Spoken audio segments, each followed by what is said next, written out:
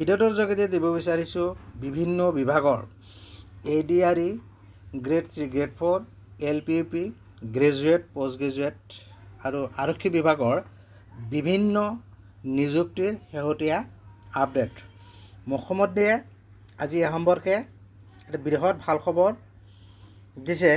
ইতিমধ্যে ফেচবুক লাইভৰ যোগেদি মুখ্যমন্ত্ৰী ডক্টৰ হিমন্ত বিশ্ব শৰ্মাই এই নিযুক্তিসমূহৰ তাৰিখ সম্পৰ্কে আলোচনা কৰিছিলে।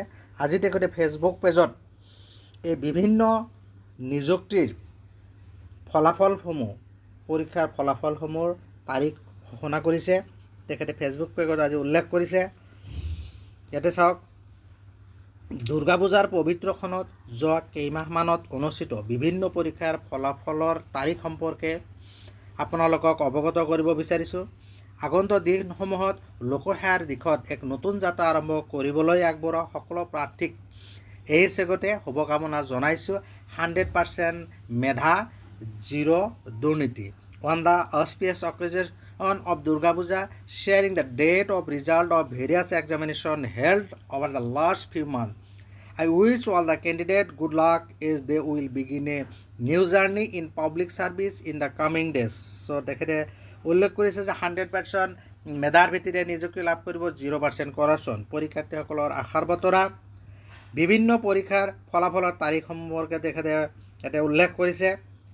ADREৰ গ্ৰেড 3 10 অক্টোবৰ, ADRE গ্ৰেড 4 15 অক্টোবৰ, স্বাস্থ্য বিভাগৰ বিভিন্ন পদৰ 12 অক্টোবৰ, প্ৰাথমিক স্নাতক আৰু স্নাতকোত্তৰ শিক্ষকৰ 15 পৰা 20 অক্টোবৰ। আৰু ইয়াৰ লগতে তেখেতে সিদিনা ফেচবুক পেজত উল্লেখ কৰিছে যে অভাৰলেপিঙৰ সমস্যা সমাধান কৰাৰ কাৰণে প্ৰথমতে গ্ৰেজুৱেট আৰু পোষ্ট গ্ৰেজুৱেটসমূহৰ লিষ্ট প্ৰকাশ পাব, তাৰপিছতে এলিমেণ্টেৰী লেভেলৰ LPUP লিষ্ট প্ৰকাশ পাব বুলি উল্লেখ কৰিছে।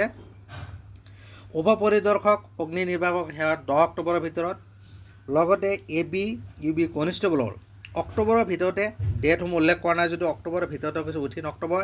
গুৱাহাটীৰ উচ্চ ন্যায়ালয় যিহেতু গোচৰ চলি আছে, গুৱাহাটী উচ্চ ন্যায়ালয়ৰ অনুমতি সাপেক্ষে অক্টোবৰৰ ভিতৰতে লিষ্ট প্ৰকাশ পাব।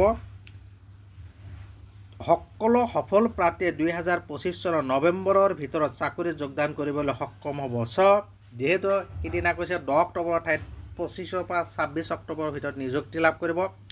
আৰু এই নিযুক্তি পত্ৰসমূহ লাভ কৰাৰ পিছত সকলো সফল প্ৰাৰ্থীয়ে 2025 চনৰ নৱেম্বৰ, অৰ্থাৎ অহা মাহৰ ভিতৰত নৱেম্বৰ মাহৰ ভিতৰতে এই চাকৰি যোগদান, নতুন চাকৰি যোগদান কৰাৰ কাৰণে সক্ষম হ'ব। মুখ্যমন্ত্ৰীয়ে ভাল খবৰটো এই পূজাৰ বতৰত জনাইছে। মোৰ ভিডিঅ'টো এইখিনি আছিলে। ভিডিঅ' ভাল লাগিলে লাইক আৰু শ্বেয়াৰ কৰিব। গুড ৱাইচেছ যিসকলে চাকৰি লাভ কৰিবলৈ সক্ষম হ'ব, আৰু বাকী যিসকলে হয়তো কিবা কাৰণত নিযুক্তি লাভ নকৰিলে হতাশ নহ'ব। আপোনালোকে পৰৱৰ্তী নিযুক্তিসমূহৰ কাৰণে পৰৱৰ্তী বিজ্ঞাপনৰ যিবিলাক প্ৰকাশ পাব, পদসমূহ প্ৰকাশ পাব, সেইবিলাকৰ হাত ব্যৱহাৰ কৰিব, নিশ্চয় আপোনালোকেও ছাকচেছ হ'ব পাৰিব। Thank U.